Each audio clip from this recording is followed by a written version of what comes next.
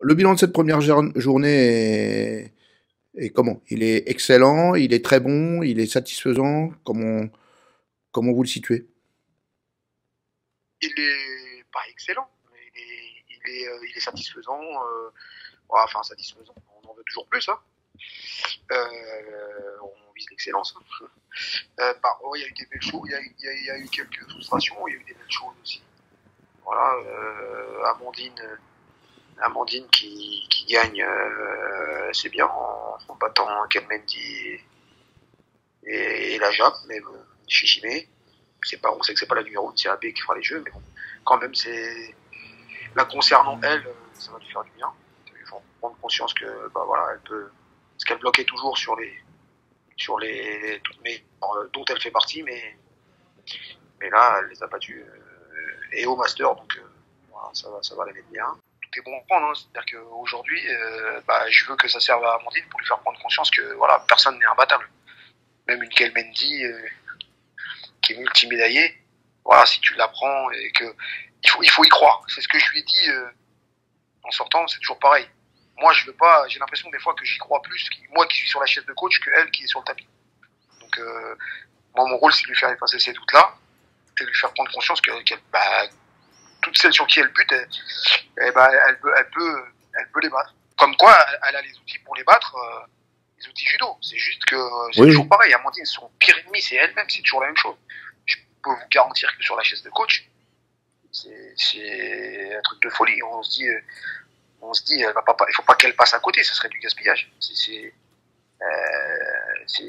filles-là, bon, c'est pas les dernières venues. Hein, c'est les meilleures. C'est ce qui se fait de mieux. Hein. Mais par contre, bah, tu fais partie de ces filles-là, donc t'as les outils toi aussi. Donc c'est à celle qui sera le plus blindé dans sa tête. Après 48 kilos, un peu déçu. Alors après, on va voir ce qu'il y a de la fatigue derrière ça.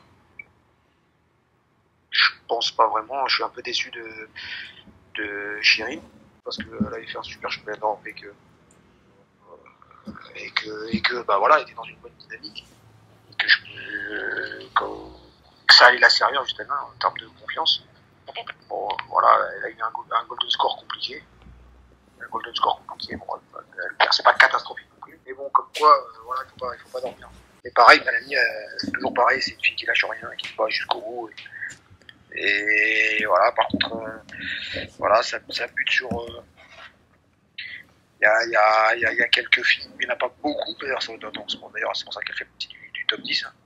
Je crois qu'elle est 8 de la ranking. Il n'y en a pas beaucoup qui sont devant elle, mais voilà, il y en a 3-4 c'est ces filles-là qu'il faut battre le jour J. Bon, elle s'est fait un petit peu mal sur la clé, là, sur la place de 3. On espère que c'est pas très grave. Et qu'elle reviendra très vite. Après, derrière, qui c'est qui on a Astrid Nieto. Astrid Nieto qui renouvelle sa médaille de bronze de l'année dernière. Donc, c'est bien. C'est bien parce qu'on avait, j'avais remarqué qu'elle avait combattu sans coach. C'était comme un accord avec Séverine, qui est sa référente. Et elle lui avait demandé de faire le profil justement de ses adversaires pour qu'elle prenne un peu et qu'elle n'attende pas toujours après le coach. Et que ce qu'elle fait, elle le fait pour elle, quoi, en fait.